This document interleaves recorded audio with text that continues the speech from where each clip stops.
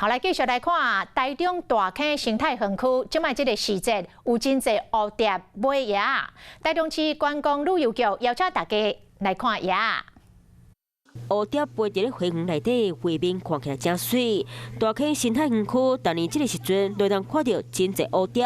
台中市观光旅游局推动看蝴蝶的活动，邀请大家做伙来欣赏生态。目前有调查到蝴蝶的种类有到达140多种。5月份开放试题处，除了透过导览人员亲自体验蝴蝶的生态，还有亲子 DIY 课程。那我们假日这边会有专业的导览志工从事生态导览解说。那平日的部分，我们是开放预约环教课程。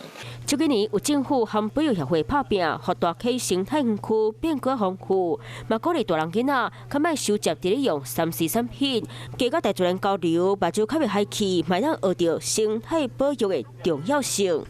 有事没事赶紧转开华视，还没有订阅华视的 YouTube 频道吗？赶紧按赞、订阅、开启小铃铛，我们华视 YouTube 见。